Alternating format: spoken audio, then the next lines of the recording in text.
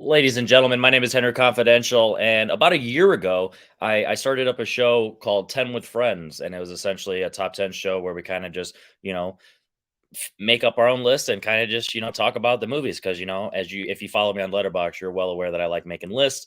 And if you just talk to me in general, you know that, lists are my jam. And I've been, doing them for a long time on my channel. So when I took my break, from YouTube and the movie community. And then I came back, there was a large surplus of like list shows out there.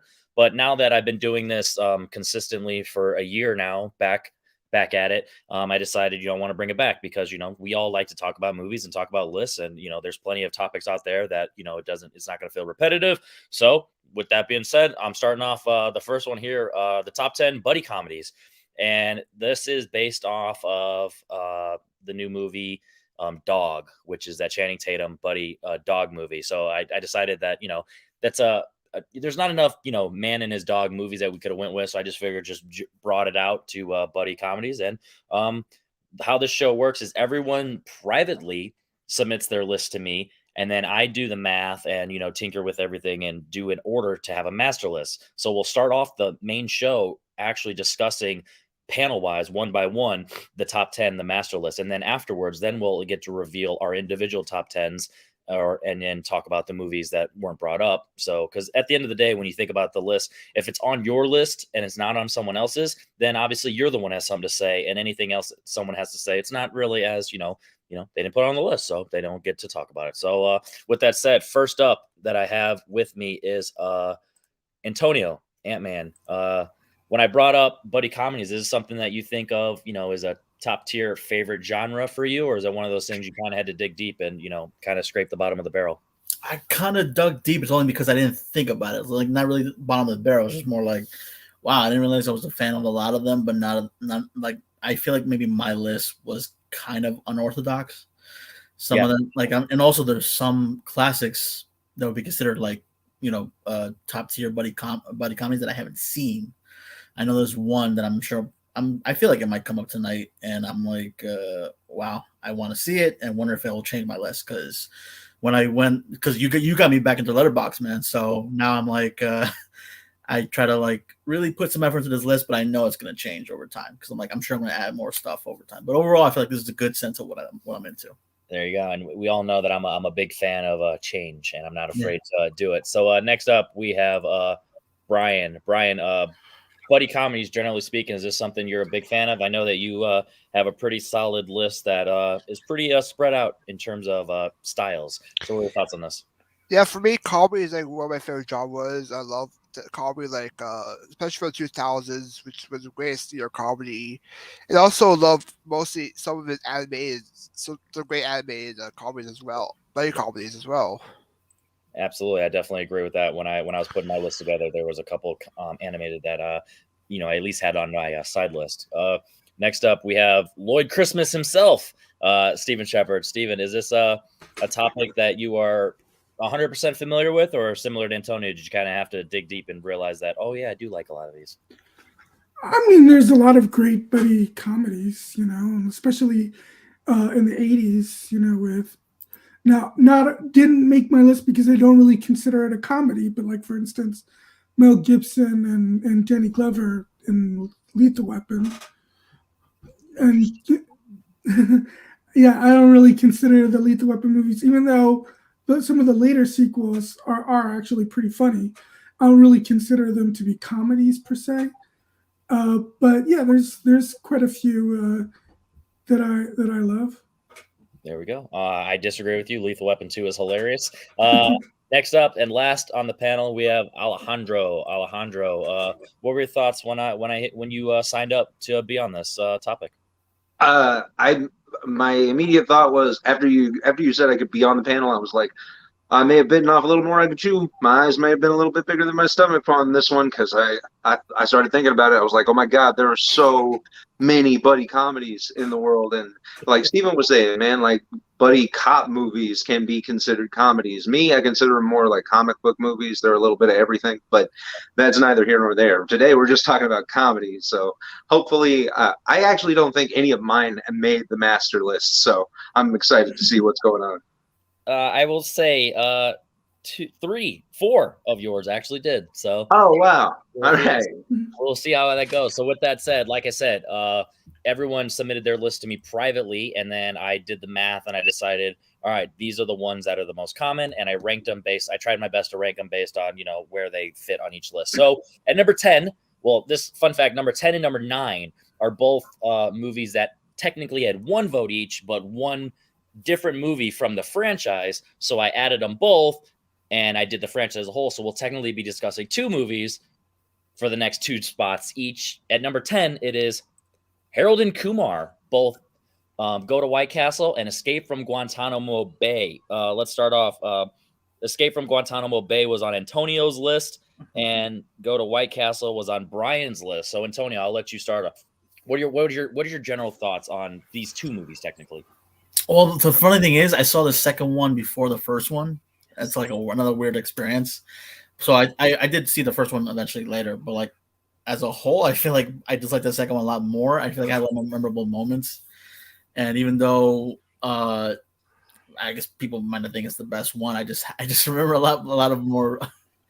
Just had like that whole just adventure thing where it wasn't just stuck in Jersey. They just went through the whole country and got mistaken for terrorists. And then the whole thing with fucking Bush was. I always laugh at that scene when they're smoking weed with Bush. It just got too much. And then obviously when they're in Guantanamo Bay, you like giving hand jobs? No. Yeah. Hit the side, shut up and smoke my weed. Right. Like and that guy looks fucking freakishly accurate for George Bush too. So yeah, man. Like I just thought out of like I think I even saw the third one eventually too. But like out of this franchise, I would say Guantanamo Bay is like the best one, and I feel like it's a bigger adventure than the first one too. Yeah, I agree with that. Guantanamo Bay is my favorite of the trilogy, but I didn't have any of them on my list. Brian, you had Go to White Castle on this list. Is this one of the ones, and you actually, spoiler alert, had it higher on your list? Is this a movie that has always been one of those soft spots for you? Like you saw it early at a young age, you were impressionable? Or is it one of those more ones you like revisit more often? What are your thoughts on this movie? For me, it's one of those I like to revisit some of the scenes I love, like the whole face show sequence with him saying, "Oh, you could bang my wife," and their reaction to it. The whole jail sequence with Kumar's weed dream sequence, and I also love the Neil Patrick Harris stuff that happens in the film as well. Yeah, a lot of people either know it exactly for that, or if they don't, they're like, "Oh yeah, I forgot he was in that movie." Alejandro, what are your thoughts on both of these Harold and Kumar movies? I mean, I gotta disagree. I think Guantanamo Bay is a good movie. I think it gets a lot of shit, but it doesn't really deserve it. I think it is funny, but I compared to White Castle, I think it's just kind of flabbier. There's more of it, but that doesn't necessarily make it better. But White Castle was kind of in this weird spot of being a game changer in the way of comedy. So that's just where I stand. That's just my personal opinion. I would choose White Castle over Guantanamo Bay, but I would still watch both of them if they were available. The Christmas one I could take or leave. Absolutely. Are you surprised to hear that this is on the list for the master list? Not really. Like I said, it's a game changer in comedy. Like the same way Dude, Where's My Car was. Like this one was going to make the list probably, no doubt. But I think this was one of my honorable mentions if I remember correctly. There you go. Can't remember.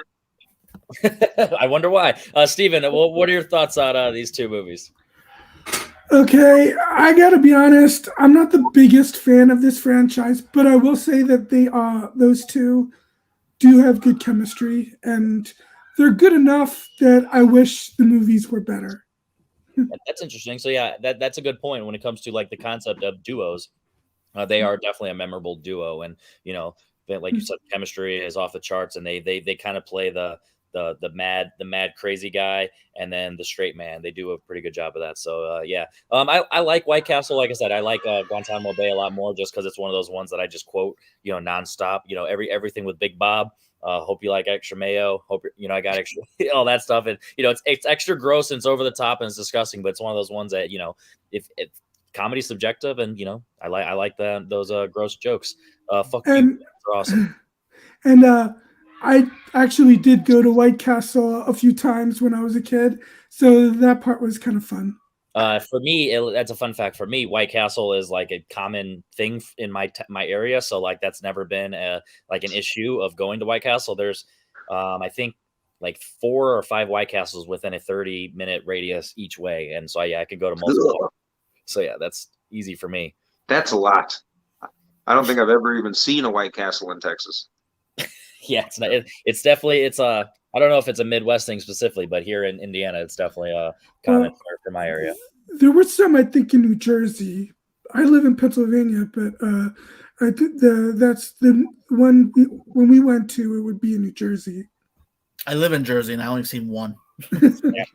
It's so common. There's White Castles connected to gas stations here. White Castles connected, like there's a lot. So yeah, I definitely can go to White Castle anytime. But going over to our number 9, this is another movie. Like I said, that is there's 2 installments from this franchise. One from let's see, where was it? One from Alejandro, and one from where is it? Antonio, and that is the Rush Hour franchise. So we have Rush Hour 2 from Antonio and Rush Hour 1 from Alejandro. So I will start off with Antonio. What are your thoughts on this movie? Because spoiler alert, you have this really high, at least the second one. I know it's kind of blasphemous because I'm sure a lot of people think the first one. This is like another franchise where like the first one's considered like the iconic one. But I don't know. I just remember as a kid, I saw both, and then this one, maybe just the fact, just that first scene where like they're in a karaoke club and that Chris Tucker singing Michael Jackson. I never can get enough of that. And then just the fact that also what's cool is that they go back and forth between China and LA. So like I know Rush Hour was mostly set in LA, but like just the fact that you get like the kind of the best of both worlds, and it's a little bit more, I would say, darker in a way because like there's a lot more like death, I feel, and just I feel like there's a lot more fighting in this one with Jackie. Yeah, that adds to the humor because Jackie always is like a master of incorporating humor with his fighting. So, and of course, and also that scene with Don Cheadle and Chris Tucker also with his restaurant, that always also gets me too. So I never feel like I can understand why most people think that Rush Hour is possibly the better movie, but for me personally, again, it's just an experience where like I think I enjoy this one better, more out of all 3 especially. Definitely, I understand that. So Alejandro, you had the first one on your list. So what are your thoughts on the first one? Why it's on your list? But also, what are your thoughts hearing that Antonio had 2 on his list and also very high? I like the second movie. I really wouldn't be able to choose one or the other. I just went with the one because it is the iconic movie. It's the original. You can't get away from it. But I'm also surprised you forgot about Jeremy Piven as the effeminate tailor from the store flirting with Chris Tucker in that movie. It's hilarious. But the first movie, I think both of these movies actually are good examples of a Jackie Chan movie just done in America. Because if you watch any of Jackie Chan's older stuff, like Police Story, especially, like it has the same like cinematography and the same intensity. It's just a great movie, and yeah, I think it does belong on the list. I'm not mad about it. Either one. Absolutely. There you go. So, Steven, you didn't have either Rush Hour on your list. What were your thoughts hearing that it made the master list? No, but I did have a different Jackie Chan pairing on my list. Oh no. That might get brought up, so don't spoil it yet. But yes, but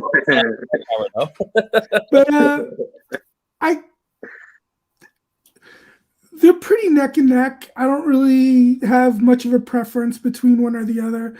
I guess I would have a hot take, I guess, in that I kind of like the third one the most, actually, because of the Eiffel Tower scene. I thought was, so great. But I think if I were to rank them, I think I would put the first one just slightly higher. But they're pretty much neck and neck. Hey, that's what you know. That's when you know you have a solid franchise when it's hard to rank them. Oh yeah. What are your thoughts on the 2 Rush Hour movies? For me, I prefer the first one more. Has more of the humor, especially the whole LA, the LA Hollywood part where like Rush Hour, where Chris Tucker's character thinks that that Jackie Chan should be with more of the Chinese people because of the the Chinese theater thing, but I also love the second one more with the whole gefilte to fish sequence and the ending where he wants to go back to New York to be with his girlfriend. Yeah, there you go. And for me, the Rush Hour movies are ones that I haven't seen in a really, really, really long time. So I don't have a solid opinion on them as films. So I've been talking about films online for about going on 5 years now, 5, 6 years now. So it's one of those things where it's like my mind has changed as a quote unquote film lover and I don't want to say a critic, but like having that mindset of understanding film and studying film and thinking of it that way. Whereas when I saw these, I was just a young kid and I was just, enjoying the comedy and humor. So I've always been curious to go back to them and like, actually watch them as movies and see where they would rank. Cause I know that they're acclaimed and they're the beloved. So I'm curious to see where they would rank up for me, but I just have not gone back to them. And there's really no reason to it. But a movie that I have gone back to that was not on my list. I actually took it off at the last minute, but it was still on 2 other people's lists. Number 8 is Ted. Ted was on Brian's list and on Antonio's list. Once again, you guys got a lot in common there. Brian, what are your thoughts on Ted? I quite enjoy this. I love the chemistry between Seth MacFarlane and Mark Wahlberg, especially Ted and Jill Macy's character. And also quite enjoy the second one as well. I think the second one has a better story, has better humor in the second one than the first one. Yeah, it's one it's got a lot more heart than you would expect for this type of. Yep. It's a stoner comedy and it's it's a weird coming of age movie because he's such a man child that he's still coming of age even though he's in his 30s and 40s. But the relationship between Mark Wahlberg and Mila Kunis is sweet, and then obviously the relationship between Ted and Mark Wahlberg is sweet. Antonio, you had this one fairly high on your list as well. What are your thoughts? I'd never seen. I don't think I've ever seen like Family Guy as like a cartoon before this. So this is like kind of like my first introduction to Seth MacFarlane and his humor. So I love references, especially to like stuff in the 80s and 90s. So I really enjoyed, especially when one of the biggest, I guess, gags, if you want to call it, is the fact that they actually end up doing cocaine with Flash Gordon.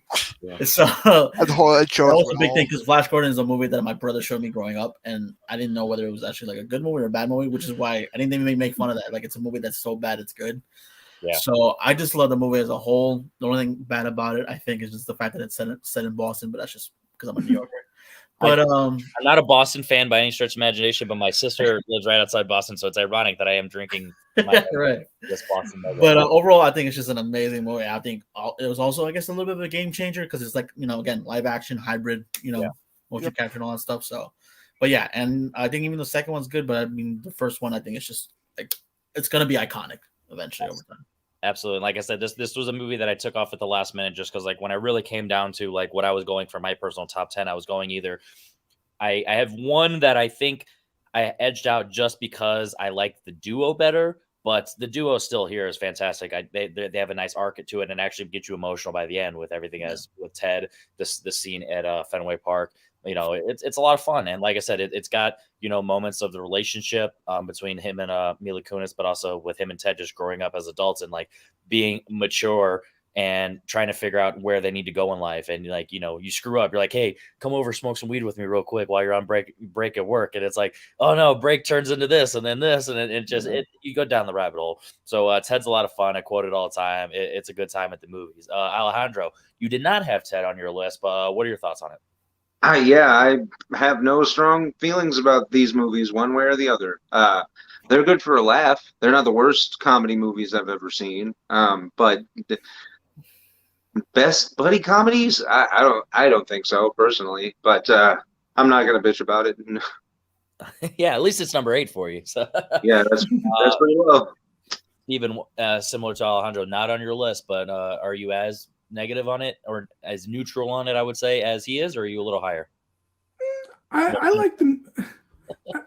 I enjoyed the first one. I haven't seen the second one, but I enjoyed it. I think the chemistry between Wahlberg and MacFarlane is solid. To be honest with you, I think the only time it went into my head when making this list was when I was just looking around for lists to drum up ideas. But other than that, I like them as a duo. They're just not really among my favorites. That is absolutely fair. And yeah, that's one of those ones where some people might be like, oh yeah, I forgot about that one. And I feel like people go back to it and they realize, oh yeah, this is a lot better than I remembered. And like Antonio said, or Brian said, the Giovanni Ribisi stuff kind of giving off Buffalo Bill vibes when he's dancing in front of the mirror and doing all that stuff. Yeah, it's a blast. Speaking of Buffalo Bill vibes, number 7, Jay and Silent Bob Strike Back. This is a movie that was on 2 lists as well, Alejandro and Steven. So, Steven, I'll let you start off. Jay and Silent Bob Strike Back. What are your thoughts on not only just this movie, but this duo, which we see a lot in various movies? Yeah, I mean, they're always a highlight in all of Kevin Smith's movies. And Jay and Silent Bob Strike Back is one of the funniest movies I've ever seen. I just laugh out loud a lot during that movie, and I love their chemistry. I even dug their brief cameo in Scream 3, their bizarre cameo in Scream 3. Just because why not? Yeah. Are these 2 characters your favorite characters within the Views universe?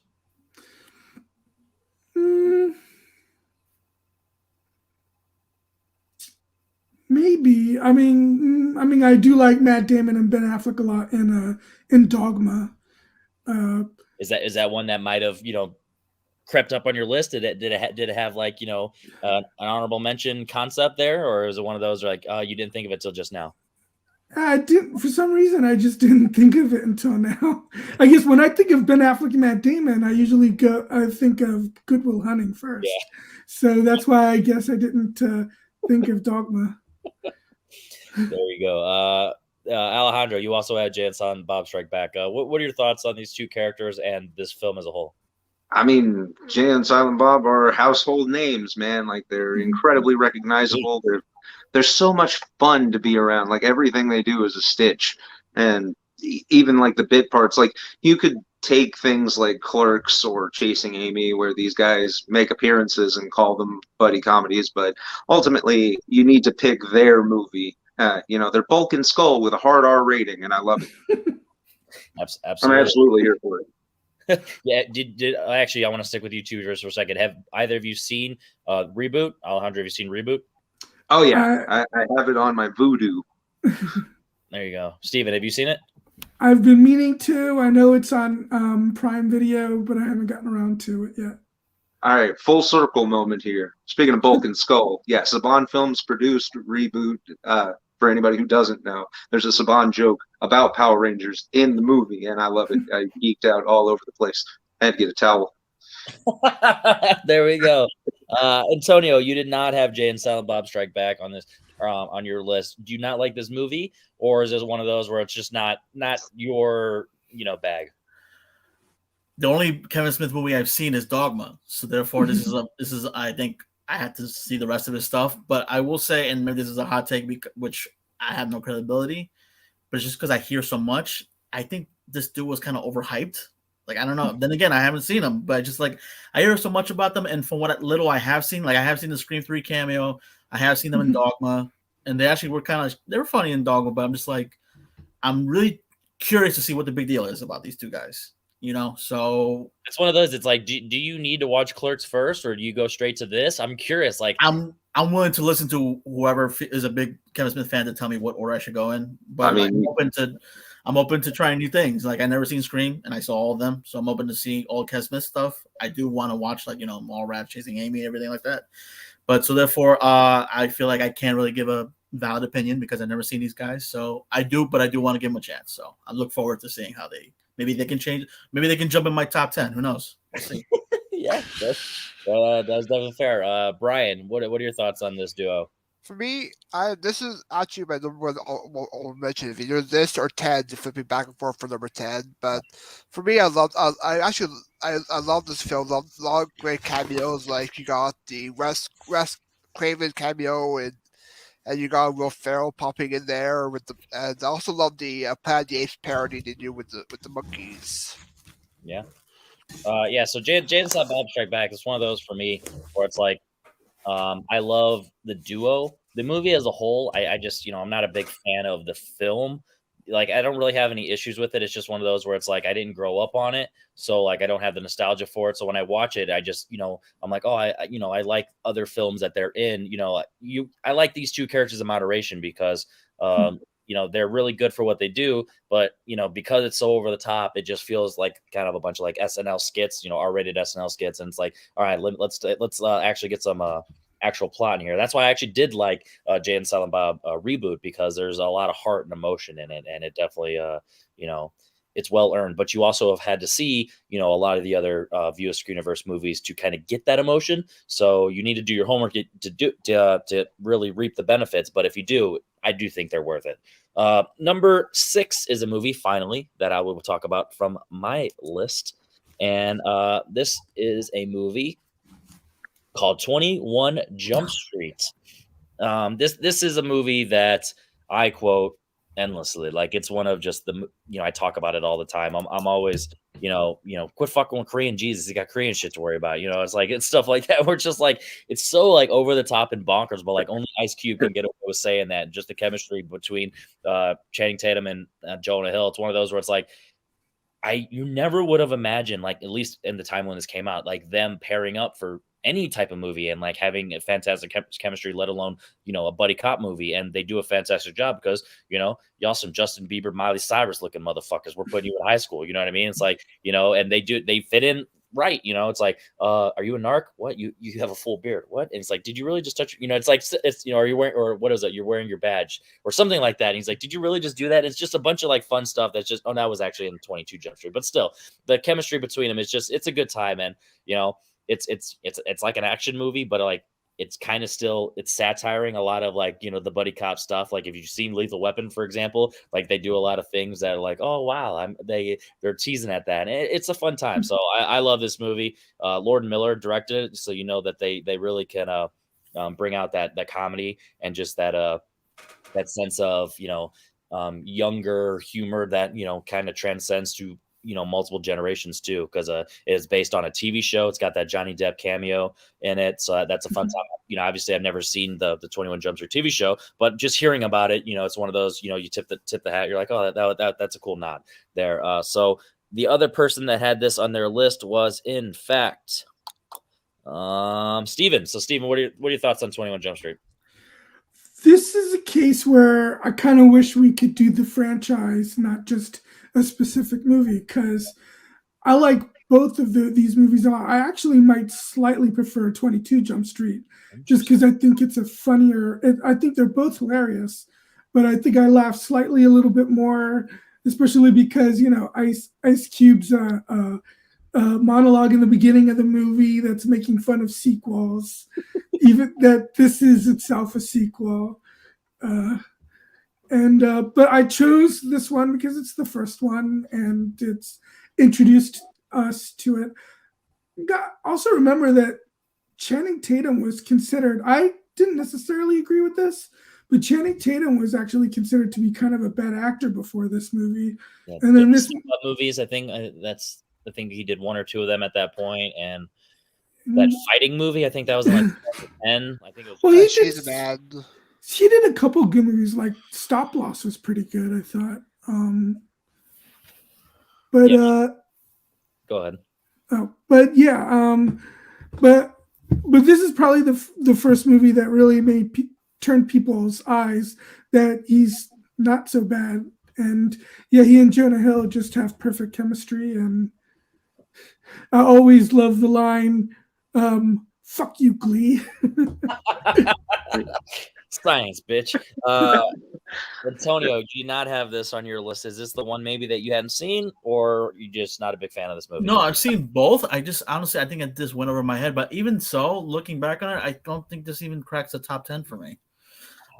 They're both funny. I think like Steven, I also like 22 Jump Street a little bit more. And yeah, I actually grew a lot more respect for Channing after this with his comedic timing. Just like how even with with all these big muscular dudes like Cena and The Rock who have like impeccable comedic timing. Even Chris Hemsworth, like all these guys, I'm like, damn, they're really fucking hilarious. And then which is funny because like 22 Jump Street came out the same year that he did Foxcatcher, where I think he was nominated and stuff like that. Yeah. So that's where he was like having like his renaissance. But yeah, I mean, while both these movies are funny, especially 21, I like 22 Jump Street better, but I don't feel like it cracks top 10 for me at all. That's fair. Brian, what are your thoughts on 21 Jump Street? Yeah, for me, I prefer Tracy Jump Street more. Has more of the humor, and I especially love Tracy Jump Street with Ice Cube's rant with him finding out that he banged the daughter, and his whole rant over the college food saying, "Give me the eggs. Let the man have his eggs." So yeah, for me, I love the duo, great chemistry, but I find the chemistry better in the second Tracy Jump Street more. Wow, getting a lot of love on 22 Jump Street, so that's definitely interesting. But 21 still made the list, and some might say that we wouldn't have 21 Jump Street without our number 5, Superbad.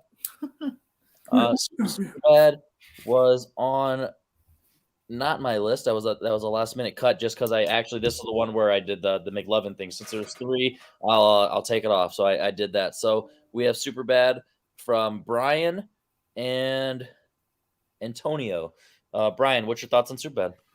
Yeah, for me, this was like number 2 on my list. I love the chemistry between Michael Cera and Jonah Hill's characters, and especially the chemistry between McLovin and the cops as well. The whole sequence there, and it has some great jokes in there, especially the dick jokes from Jonah Hill's character as a child. And yep, one of my favorite comedies in 2000s. Absolutely. And Antonio, what are your thoughts on Superbad? I think I went to the theaters like 3 times back to back to see this movie. So, and I think in a weird way, I think this is like 2 buddy comedy movies in one. Like because you could say Bill Hader and Seth Rogen had their own movie in this, and I know McLovin's like but he's like the tag along for both duos. Yeah. You know what I mean? Even though he's with the cops a lot longer, but if you think about it, yeah, the only funny thing was his name, but otherwise, and he had his funny moments. But if you think about it, both duos were like overshadowing him. Absolutely. Because Jonah Hill, Michael Cera, they had their moments when they were just going from party to party trying to get liquor, and it's, the fucking period blood scene fucking has me just dying laughing, especially because I think he's dancing to fucking Big Papa in that scene. Love it when you come. Right, and then the shit with Bill Hader and Seth Rogen just going to a bar and just saying, "Can I get 13 beers to go, please?" Like road beers, right?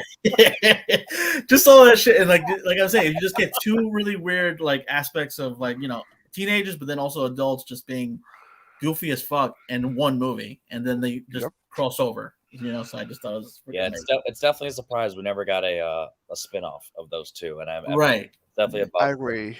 I'm definitely ready to debate that at a battleground. I want that's a spinoff I want to see. Alejandro, you did not have Superbad. Do you feel super bad for not having it on your list? Not even a little bit.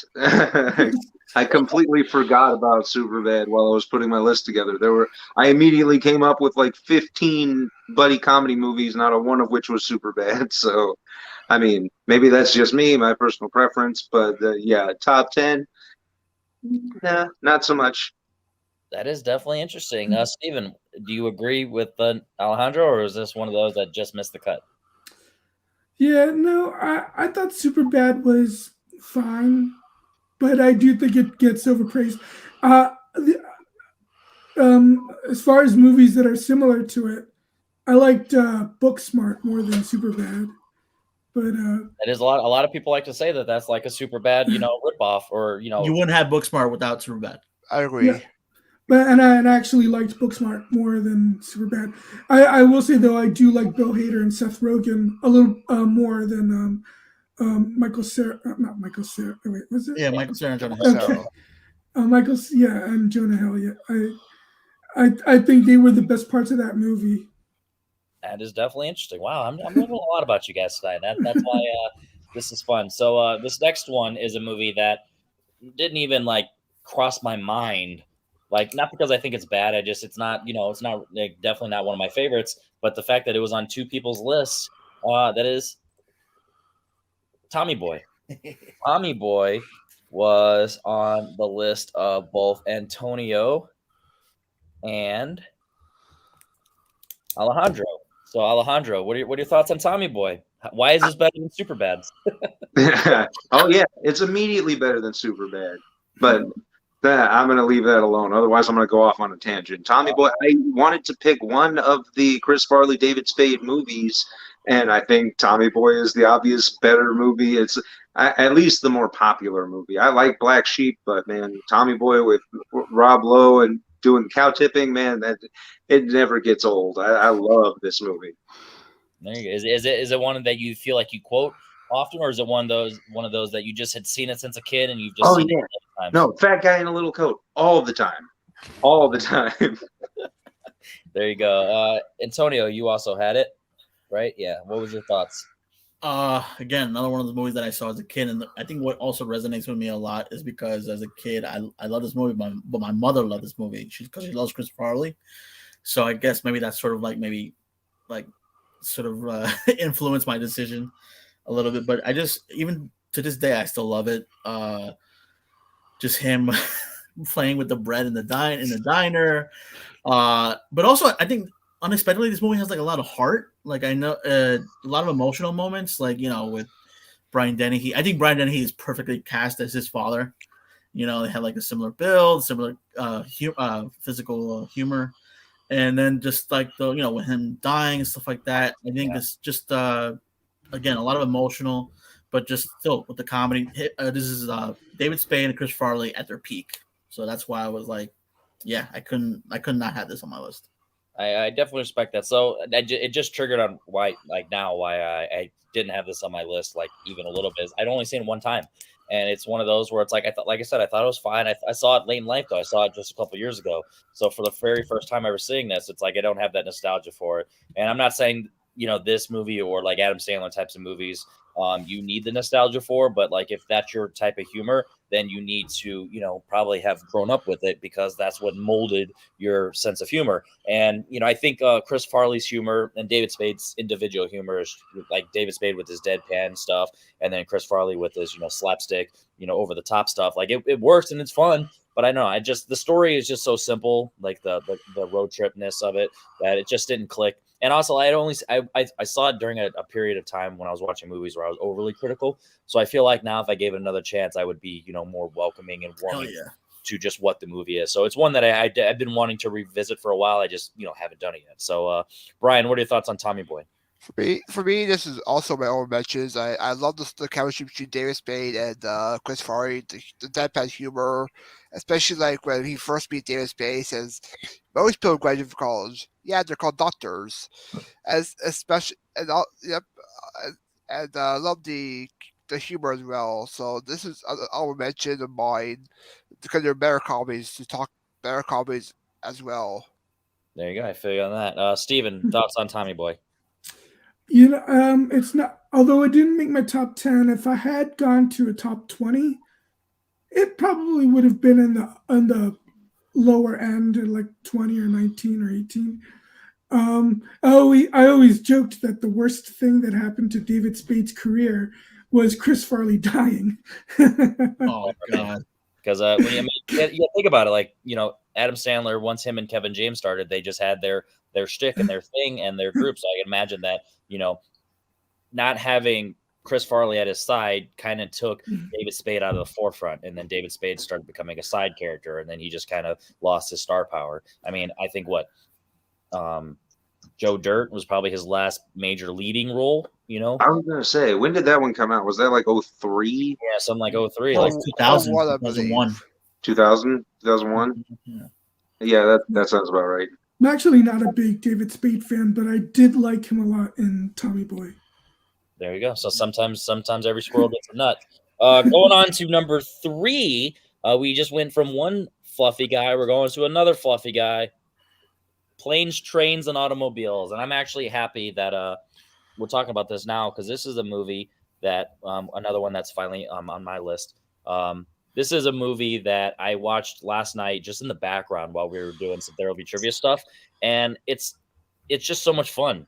Like you can literally just watch it on mute and still get all the jokes because you just know exactly what's going on. You don't have to watch it at the holiday times. You don't have to watch it if you're in a bad mood and you need to pick me up. You don't watch it. You need to watch it if you just want the laughs. Like there's so many different layers to it because the chemistry, Steve Martin and John Candy, like similar to like what we were talking about with the Tommy Boy, where it's like everything with John Candy's character, where he just is always just doing something either that's a tad annoying, a tad overstepping the lines, or just kind of, being a little too, nosy and nice and just kind of, like, just Steve Martin just wants to go home and his patience level is just razor thin and it's just one of those like they just keep bumping into each other and it gets to the point where now they got to rely on each other and by the end when you get like the ultimate reveal of why John Candy is essentially the way he is, it's very heartbreaking and you can definitely relate to that in different moments in your life. You're like, whether it's not now or it's something that you can see that happening in the future that just puts you in that perspective and it's like, man, this is so it makes you like reflect on what the events in the entire movie. And you're like, wow, he really isn't like overdoing it. I was definitely just being, short tempered and, sure, he was a tad annoying, but you could tell he had the best intentions, or at least he was trying. And I wasn't giving him the benefit of the doubt. And it's one of those, it lets you, it makes you reflect on life, similar like, It's a Wonderful Life in terms of just a straight drama as a human being. It really makes you open your eyes on who you are as a human being. And like, sometimes just be better. And it definitely, it's something that this is a message you don't get that often in straight comedies. Like this is a pure comedy, but it definitely has a lot of heart, deep down in it as well. So the other person that had this is Brian. Brian, what are your thoughts on Planes, Trains, and Automobiles? Yeah, for me, I love this film. Love the humor in it, especially the whole round scene between Steve Martin and the car rental agent, and also the whole mess around sequence with John Candy, and also the speech John Candy gives to Steve Martin in the motel room that like cheers you up a little bit. Yeah, absolutely. There's, like I said, there's so many different set pieces too in this entire one that, if you close your eyes right now and you ask 10 different people, they might all have different examples of something that the first thing that comes to their mind. So that's a fun time. Antonio, have you seen this one? And what are your thoughts? Never seen it. I want to badly. It's just it hasn't been like in the right mood, but this is not one that this is one that I've been excited to see. I just haven't had the like I said what I was talking about. You could just pop it on any. You don't need to be in a specific mood. If you just want to go for pure comedy, you get the comedy. If you need a pick me up, it's going to give you that pick me up. And if you just want it even on the background, which I wouldn't recommend for the first viewing, but at least that you really don't need to be in a specific mood. It's like. Planes, Trains, and Automobiles is like The Princess Bride, where it literally has a little bit of everything. Oh, okay. It's like it transcends the comedy genre. It's not. Yeah, I've heard good things. It's just again, it's more of the time. But yeah, I will as soon as possible. I will definitely see it. Yeah, I would recommend this to shoot on the top of your list because it definitely for some reason Paul Yama recommended to me this a long time ago. And I went in with super high expectations. So the first time I watched, I'm like, that was good. But then the more times I watched it, I've already seen it like. I think I saw it like 4 times just in the last year, just because I wanted to watch it again and again. And like, but that's after watching it the one time like 3 years ago. So it took me 3 years to revisit it. And now I've already watched it 4 times since. Cause sometimes, whether it's expectations or whatever, just go in with, a clear mind, just accept it for what it is and let it hit you how it's going to hit you naturally. Alejandro, your thoughts on this movie? This one was actually in my honorable mentions list, Planes, Trains, and Automobiles, because there's no getting around it, right? Like this is one of the quintessential buddy comedies because it does have a little bit of everything that you could possibly want. It's more of a family film than a comedy. It's like a feel-good kind of thing, but Steve Martin and John Candy working off of each other. I mean, what more could you possibly want? Absolutely. Steven, what are your negative Scroogeness you're going to bring to this movie? No, I'm just kidding. What are your thoughts? I actually haven't seen it, but I want to because I do love Steve Martin. Wow. Two people have not seen the number 3 all-time. Wow. That's wild. All right, number 2. There are 2 movies left, obviously. This is the last one that only had 2 combinations. And this is a movie that I'm honestly surprised only had 2. This is one from myself as well as Brian. And Brian's actually going to go first because he loves this movie, Step Brothers. Yep. Brian, I this is my favorite Will Ferrell performance. I love the humor, especially with him and John C. Reilly, and a bit from Adam Scott and Richard Jenkins in the film. Love the whole boats and hose sequence. yeah, The you whole bedtime sequence with him and John C. was saying, "You're a bunch of hillbillies." I go,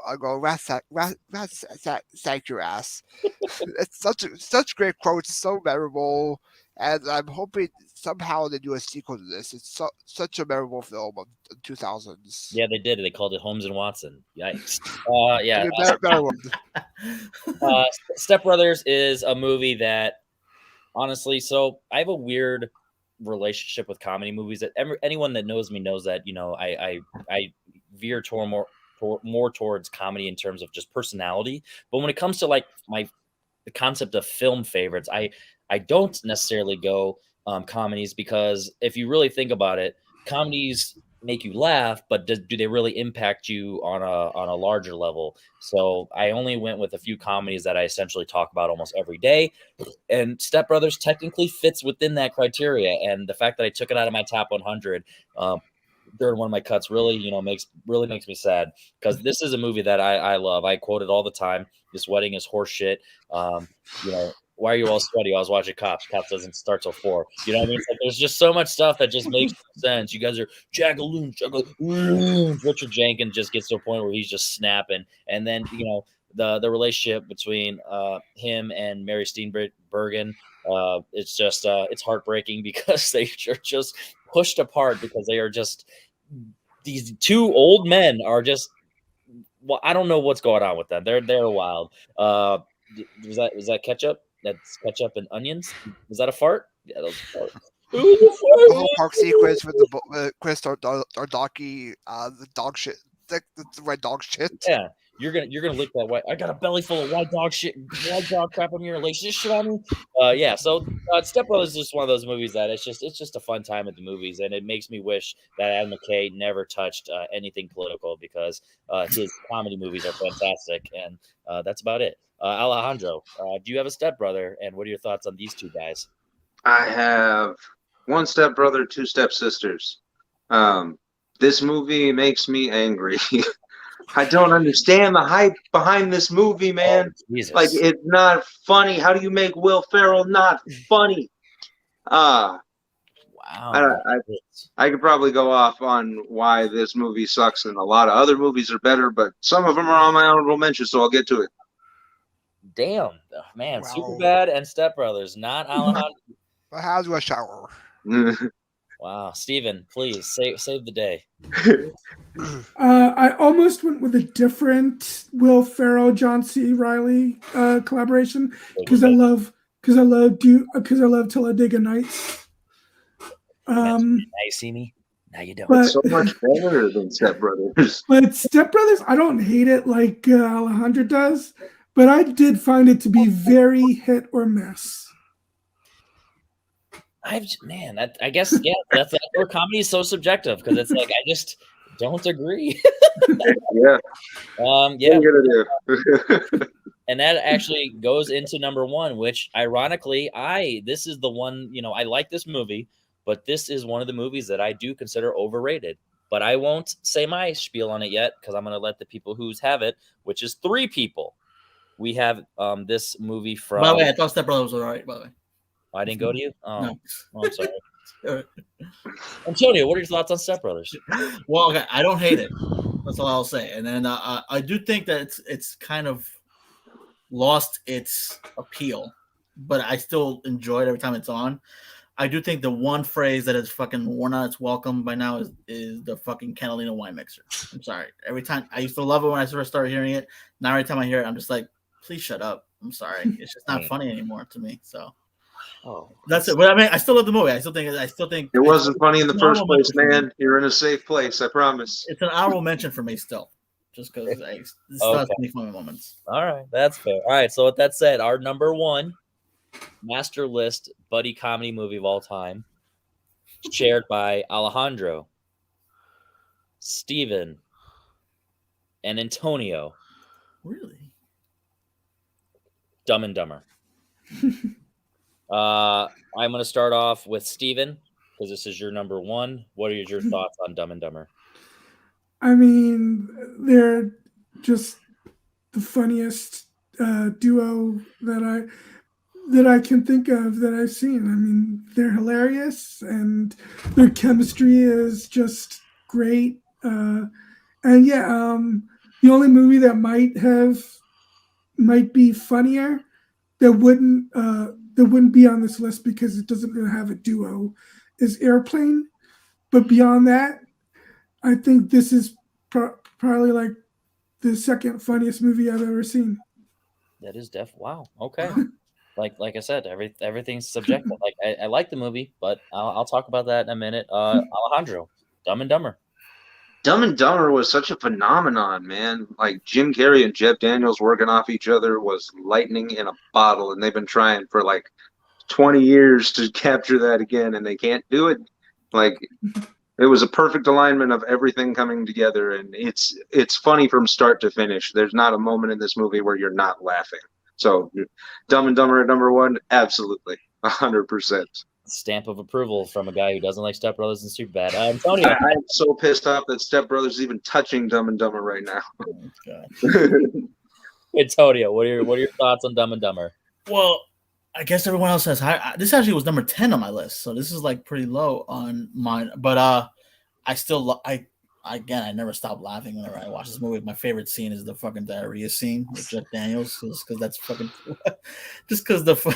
You heard it here, guys. Antonio loves diarrhea. Just the fact that he can't figure out that, oh shit, it doesn't flush. Oh, great. And then I don't know, just the whole thing with them having money and just the shit they spend it on is just too much. And there's always the road trip aspect to it, you know? And them killing the guy with fucking chili peppers is just Literally, Pills are good. Yeah, this movie's iconic also, again, but you know, awesome chemistry, awesome road trip movie. But yeah, it still would only be like top. No, it was only my 10th like top 10 out of my top 10. Yeah. So I don't know if I would put it number one overall. Well, it went number one just because of the three. Yeah, no, it's the only one. So yeah, but yeah, this is I like that you said that this is one of 5 movies in this top 10 that are considered a road trip movie. Dumb and Dumber, Planes, Trains, Automobiles, Tommy Boy, Jay and Silent Bob Strike Back, and Harold and Kumar Go to White Castle. Wow. That's wild. A lot of apparently road trips are funny. So Brian, you're the last one. What are your thoughts on Dumb and Dumber? This is actually my number 5 on my list. I love the chemistry between Jim Carrey and Jeff Daniels. Some of the memorable lines is, we got the food, we got the pets, our pets' heads are falling off. Some of the great lines, I got robbed by a street old lady and I didn't even know it. Even the scene with Jim Carrey going to the airport where I'm a limo driver and falling off. Some of the great bits. I wasn't a big fan of the sequel they did though a couple years ago, but the prequel film has some great bits in it. I'm blown away. I literally just realized I messed up that all four of you except for me had Dumb and Dumber on the list. So yes, I am the only one that did not have Dumb and Dumber on the list. Yeah, and wow. It was no honorable mention at least either. No, I'm not. I think it's overrated. Like it's fine, like it's good, but it's this is. I don't think it's bad. I'm not like the Step Brothers take that Alejandro has. But I've never been in love with the movie, but every time I watch, I'm like, oh, that was a fun time. I laugh, but like I don't have that quote unquote nostalgia for it. So I mean, the scene where he sells the blind kid the Freebird. I mean. I remember even Roger Ebert gave this movie, I think, a thumbs down, but even he admitted that scene made him laugh out loud. Yeah, I mean, I'm not gonna act like I didn't laugh the entire, for most of the movie, but it's just one of those. It's just never been like my top ones. So now we're gonna go. That was the master list. Just run it back one more time. At number 10, Harold and Kumar, both Go to White Castle and Escape from Guantanamo Bay. Number 9, Rush Hour, both 1 and 2. Ted. Number 7, Jay and Silent Bob Strike Back. Number 6, 21 Jump Street. Number 5, Superbad. Number 4, Tommy Boy. Number 3, Planes, Trains, and Automobiles. Number 2, Step Brothers. And according to this list, the number 1 buddy comedy movie of all time, Dumb and Dumber. 4 out of 5 agree. So with that said, we're gonna one at a time. Brian, give us your honorable mentions. So anything that you put on in your top 10 that wasn't mentioned today, and your honor mentions. So Films that made the list that we were talking about were Beavis Butthead Do America, Maze World 2, The Emperor New Groove, and Twins were my main list. And all mentions, Jason Bob mentioned The Hangover, Role Models, Toy Boy, which was mentioned, and the Heat. There you go. All right, Steven, let's talk about any movies that wasn't brought up today that you had on your list. Well, the other Jackie Chan pairing, I love the Shanghai movies. So I should have put Shanghai Nights instead, because I just think that's a funnier movie, but I like Shanghai Noon a lot too. Steve Martin and Goldie Hawn in The Out of Towners. I think those two are just phenomenal together, and that movie is hilarious. Arnold Schwarzenegger and Tom Arnold in True Lies. Yeah, when you wrote that, I was like, really? Okay. Yeah, I love those two together. Like, you never would have thought that those two of all people would work well together, but they did. I mean, similar, I guess, than when Arnold Schwarzenegger worked well with Danny DeVito in Twins. Someone might bring that up. Oh no, I already did. Brian did. Robert De Niro and Billy Crystal in Analyze This. I love those two together. And there's Albert Brooks and Michael Douglas in The In-Laws. I think is hilarious, and I love those two together. Tom Hanks and Tim Allen in Toy Story. Yeah. It's a road trip. Yeah. In a way. And on this one, I'm kind of surprised didn't make it. Well, I mean, I don't know if it's in. I guess it didn't make anyone else's list. No. That's Michael J. Fox and Christopher Lloyd in Back to the Future. Christopher Lloyd in Back to the Future. Although I will say, even though Back to the Future is the better movie, I think their best chemistry was in the third one. And I really like more with them. As far as other movies that were in my honorable mentions, Robert De Niro could have made my list 2 other times, because I think he's great with Ben Stiller in Meet the Parents and Charles Grodin in Midnight Run. Absolutely. Someone might bring that up in a minute. Alejandro, what are some movies that you didn't get to talk about today? I'm gonna try to blow through these real quick. There were a lot of Eddie Murphy buddy comedy movies that I had on my list, like Life, Trading Places, and Coming to America. I had Cheech and Chong. Any of the Cheech and Chong movies I thought would have made the list. Blazing Saddles. For any Mel Brooks movies, I would have thrown in there. But I would also have gone with The Producers, but more for like musical movie. And then, of course, Tenacious D and The Pick of Destiny as a movie made by musicians, and then The Blues Brothers as a music movie. I like music. What do you want from me? 2 of them that I'm very surprised were not on the list were Shaun of the Dead. I thought for sure was going to be on the list at some point. And then The Birdcage, Robin Williams and Nathan Lane.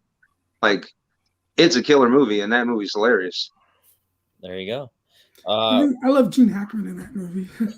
And Hank Azaria. Like, the whole movie is gold. Yeah, I saw it one time a couple months ago. I did enjoy it, but yeah, only one time, so it wouldn't be on my list. Antonio, what do you got to say? Well, yeah, I also had Midnight Run because I actually saw it for the first time a few months ago, and it jumped in my list. I really freaking enjoyed it, especially De Niro, because I think that was like at a time where I wasn't sure he was doing much comedy. So, but it was fucking hilarious to me. Yep. One movie that I was surprised no one brought up, and then I talked about it with my brother like an hour ago, and he said that was the first thing he thought of when he thought Buddy Comedies was "I Love You, Man." I thought it was like it's pretty much them finding he's trying to find a friend. So there you go. It's like he's trying to find a buddy for his wedding. So that's like the quintessential buddy comedy, and that's what I was gonna maybe like swap out for something. If you would have, it would have Yeah. made this maybe because I'll Yeah. talk about that in a minute. You mentioned Lethal Weapon before. I think I don't really find number 2 hilarious. I find mine would have been Lethal Weapon 3. I find that to be the most hilarious out of all 4. My second favorite, so I'm not mad at you about it. But Right, so that's what I was gonna put that one. I guess out of all 4 movies, I would say Lethal Weapon 3 is probably my favorite overall, and also just more hilarious. Just because the first half hour is just I can't stop laughing. Just them being back in patrol uniforms and just fucking with people for jaywalking and all that stuff. The Nice Guys, another movie I saw like last year, and I thought it was also hilarious. Just Ryan Gosling and Russell Crowe have amazing comedic timing and chemistry. So I thought that one. And then my number 1 on my list, I'm not sure if anyone's going to agree with it. Maybe it's a little bit of like out of left field, but White Man Can't Jump. Awesome sports comedy. It's pretty much, I think, what started Woody Harrelson and Wesley Snipes being like, together in a few movies after. I think they only did like maybe 1 or 2 movies after that, but like I think that's the one movie that they're both known for as far as like being like a duo and just being like funny together. And then it's also an awesome basketball movie too. So that's my number 1 for me. Absolutely. So for me, like you said, White Man Can't Jump. That is one that was cut at the last minute just because I've like, let's go more sports. Like it's definitely hilarious, but the sports aspect is kind of a niche thing. So if I'm really going to, it's not as universal. So I was like, let me be semantic. Like I said, Ted was a last minute cut. Shaun of the Dead was a cut. It's one of those where like it just gets brought up a bunch. So it's kind of let's mix it up a little bit with my my overall thoughts. Let's see if I have any other specific honorable mentions I want to be able to bring up. The Nice Guys was in fact one because it's their chemistry is back and forth. A lot of people are clamoring like, hey, we want another one. So the fact that we didn't get another one is sad. But the ones that actually made my list, number 10, the reason I chose this just because their chemistry is amazing and it's also hilarious. Monsters Inc. I forgot about that. Well, so that is the animated one that I would have gone with. I actually went with a different View Askew movie, and I went with Clerks because I just love Randall and Dante. I just the chemistry between them is just amazing. How they just go back and forth, and just so much stuff that like the entire scene where they're talking about the Death Star. It just makes me laugh every time because it's like how can you go down this rabbit hole of having these types of conversations if you just don't have that amazing chemistry with your buddy. Obviously, if you know me, you know that this need to be on the list. The other guys, that is my Will Ferrell, Mark Wahlberg right there. Just always made it. Yeah, it's aim for the bushes, my guys. Like I said, I had I Love You Man on my list. So if you would have actually had that initially, that would have made it. Pineapple Express. Seth Rogen, James Franco, and then you got Dan McBride as well, and then just everything with the side characters, Craig Robinson. It's just a blast. The chemistry between them two is just off the charts, and they're just bonkers. And then I had Friday. I'm really surprised no one had that. Oh wow, Cube and Chris Tucker. That's just their chemistry is just crazy with that. That's the movie that did stick in my top 100 despite being a comedy because it's just the movie that I quote nonstop. I just talk about it. Religiously. And then my number 1 movie of all time, obviously that's going to be my number 1 buddy comedy, The Big Lebowski. It's just a bunch of buddies sitting together and doing some shit. And it's just, this is a movie that literally all the jokes literally stem from everything within the buddy stuff. It's literally Walter, the dude, and Donnie, how they just go back and forth and they're just, ripping on each other. And then obviously you have stuff like Jesus, so you have different elements of that. And it has, the Coen brothers, story concept of just like what is going on. So The Big Lebowski is my favorite movie of all time. So obviously that is my number 1 buddy comedy. I thought about The Big Lebowski, but the reason why I didn't include it was that's another one. You could almost kind of say it's a trio with Steve Buscemi. Yeah. But there's always the thing like, is he real? Is he real? Is he a metaphor? Who knows? Yeah, so he was definitely my super bad of that. Oh, yeah. Yeah, that actually reminds me. I did have Friday on my list. I just kind of skipped over a bunch of stuff like Fear and Loathing, like that stuff like that would have never won. But the one that I absolutely forgot to mention that I wanted to was Abbott and Costello Meet Frankenstein, because it's like those guys are the godfathers of comedy. Like without those two, you don't have buddy comedies. So I felt it needed to be mentioned. Sorry. Yeah, so this is a topic that we definitely had a lot of different tastes on that. So Antonio, going into this, you were like, I don't know exactly what to think about, but after hearing everyone's opinions on these movies, hearing the master list, and hearing everyone's honorable mentions, what were your thoughts on buddy comedies as a whole? I think this is a great genre. I think actually you can like do this so many times because I'm sure people are gonna change their opinions. You even threw animated in there. I'm like, damn, there's like a lot of shit I probably could have I left out. But I had no problems with anyone's take except maybe for Alejandro hating Superbad and Step Brothers. But otherwise, other than that, I think I'm respectful of everyone's opinions. I love everyone's takes. So yeah, it's definitely something I think maybe you could like do like a 3-part series because there's so many buddy comedies that I'm sure people's also the rankings might change up and down. So, absolutely. But yeah, it's definitely a fun one, man. There you go, Brian. What were your thoughts on everyone's takes on these buddy comedies? And are you content with how the master list ended up?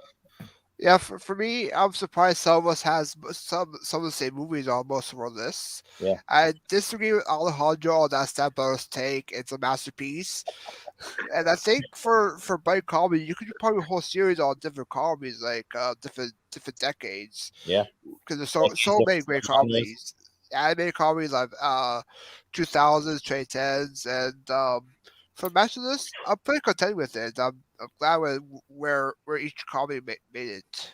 There you go. And Alejandro, like you said, going into this, you weren't exactly sure what to expect. Is it what you thought after the fact? And, what are your thoughts on this master list, especially with the masterpiece Step Brothers being so high?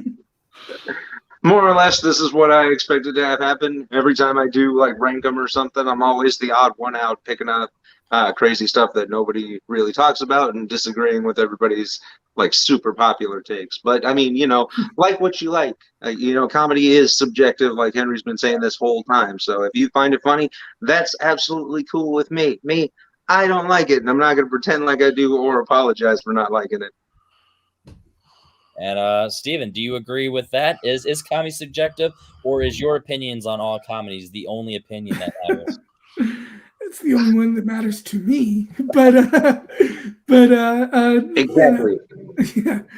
No, this was a fun list. It's funny you guys mentioned Ryan Gosling and Russell Crowe. I would have had a different Shane Black duo. Kiss Kiss Bang Bang. Yeah, that was awesome. Val Kilmer and Robert Downey Jr. Great. But yeah, I have a whole page of a preliminary list that I just whittled down to the top 10. Yeah, well, I'm glad we at least got some of the movies on your list. So yeah, this was the top 10 buddy comedies. I think that I like this idea of creating a master list and everyone getting to talk about their own because we all got to kind of, I don't want to say debate, but differ on our opinions while still doing respectfully and kind of showcasing the different opinions and kind of maybe persuading Alejandro to change his mind on Step Brothers because that's the only. Oh yeah, no, let's battleground about it. Absolutely.